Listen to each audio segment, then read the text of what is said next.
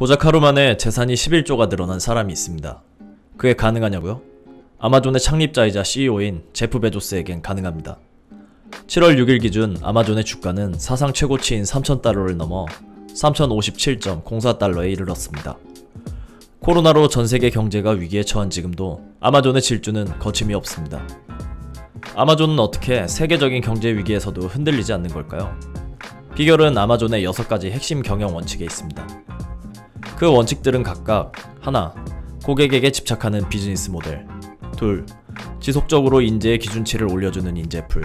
셋, AI 기반 데이터 및 측정 지표 시스템. 넷, 완전히 획기적인 발명기계.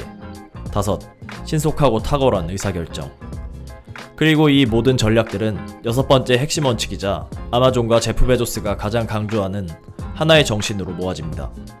바로 데이원 정신입니다. 베조스가 1997년부터 2019년까지 23년 동안 작성한 주주 서한을 읽어보면 데이원이란 단어가 무려 22번이나 등장한다는 사실을 알 수 있습니다. 데이원은 베조스가 근무하는 건물의 이름으로도 쓰였고 주주 서한을 마무리하는 문장에 항상 들어가는 단어였습니다. 데이원 정신, 즉 초심은 현대자동차그룹 정의선 수석부회장이 변함없이 지켜야 할 경영의 근본으로 강조한 정신이기도 합니다. 아마존과 베조스가 그토록 데이원 정신을 강조하는 것은 무엇 때문일까요? 보통 초기 조직은 대부분 신속성, 민첩성, 위험에 도전하는 성향을 가지고 성장합니다. 하지만 사업이 커지고 복잡성이 증가, 조직의 계층이 생기면 민첩했던 초기와 달리 느리고 경직되고 위험회피 성향을 가진 대규모 조직의 함정에 빠지게 됩니다. 한때 물리학도를 꿈꿨던 베조스는 대규모 조직의 함정을 방지하기 위해 연력학에서 중요한 개념이자 무질서한 시스템의 지표인 엔트로피 개념을 아마존에 도입합니다. 물리학에는 엔트로피라는 개념이 존재합니다. 물리학 세계에서는 우주의 총 엔트로피, 즉 무질서의 정도가 지속적으로 증가하는데, 비즈니스 세계에서는 조직이 방치되면 조직의 효율성과 활력이 저하되고 복잡성과 경직성이 높아지게 되는데, 이를 엔트로피 증가의 법칙이라고 합니다.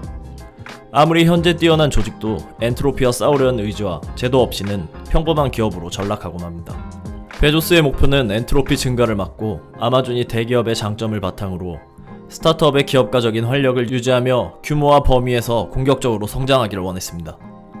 제프 베조스가 생각하는 데이2는 어떤 모습일까요? 그는 이렇게 말했습니다. 데이2는 정체 상태다. 고통스러운 쇠퇴가 따르고 결국엔 죽음으로 이르게 된다. 언제나 데이1이어야 하는 이유다. 조직의 정체와 쇠퇴를 의미하는 데이2는 지구상 거의 모든 조직에겐 반갑지 않은 손님입니다. 데이2를 막는 간단한 방법은 존재하지 않습니다. 베조스는 이 문제를 일찍이 인식했고 오랜 시간 고민한 끝에 2016년 데이1을 지키는 데 필수적인 4가지 스타트 패키지를 제시했습니다. 스타트 패키지로 데이1 정신과 더불어 아마존이 가장 중요하게 생각하는 가치이자 아마존의 의사결정과 실행을 이끄는 고객에 대한 집착, 조직이 크고 복잡해지면서 발생하게 되는 바람직하지 않은 자신의 행동이나 결정에 대한 책임을 돌리기 위해 사용되는 핑곗거리인 프록시에 대한 저항, 재무적 불확실성을 감수하는 과감한 신기술 도입과 트렌드 수용, 그리고 신속한 의사결정을 꼽았습니다. 아마존은 단순히 데이2를 방지하는 것을 넘어서 영원한 데이1 기업 문화를 만들기 위해 부단히 노력하고 있습니다.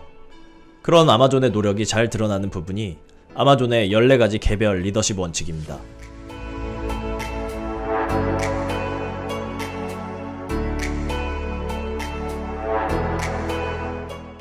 많은 회사들이 추상적인 개념을 경영 원칙으로 삼는 경향이 있습니다.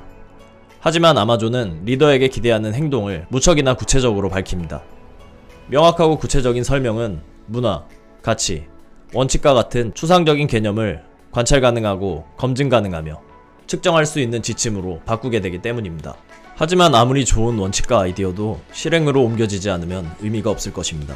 아마존은 조직의 모든 구성원들이 아마존의 가치와 원칙을 실천하도록 하기 위해 간단하지만 효과적인 강제적 시스템을 만들었습니다.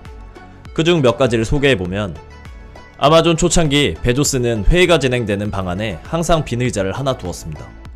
이것은 고객을 상징하는데요.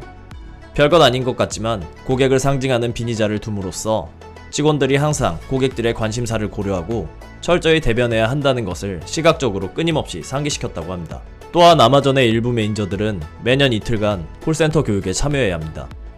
고객과의 직접적인 소통은 고객들의 불만을 직접 이해하는 데 도움이 됩니다.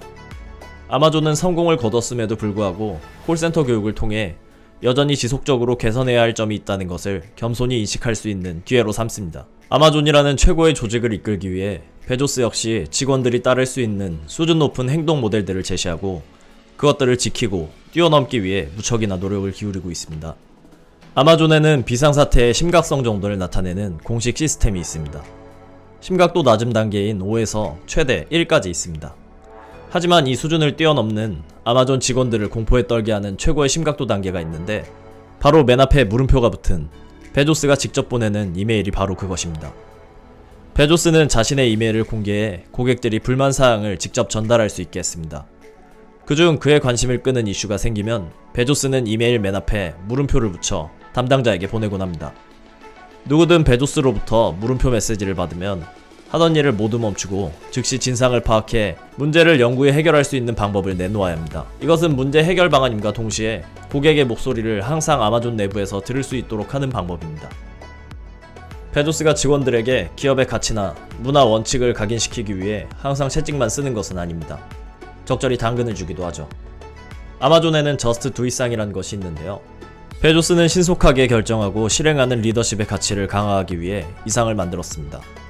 이 상의 특이한 점은 수상자에게 수여하는 상품인데요. 바로 나이키 운동화라고 합니다. 상의 이름에서 유추하신 분도 계신가요? 흥미롭게도 이 상은 많은 아마존 직원들이 탐내고 자랑스러워하는 상이라고 합니다. 베조스는 처음 아마존을 창업했을 때 컴퓨터를 놓기 위해 문짝으로 책상을 만들었는데요. 덕분에 문짝 책상은 아마존에서 절약을 상징한다고 합니다. 문짝 책상상은 고객에게 더 낮은 가격을 제공할 수 있는 훌륭한 아이디어를 낸 사람에게 주는 상으로 문짝 책상을 축소한 모형을 시상한다고 합니다. 항상 처음 시작한 그날처럼 열정적으로 더 나은 것에 도전하고 실험하고 다시 시작하기를 반복하는 영원한 데이원 문화는 아마존이 지난 25년간 성취한 결과물이자 세계적인 경제 위험에도 흔들리지 않는 현재의 아마존을 가능케 한 동력입니다.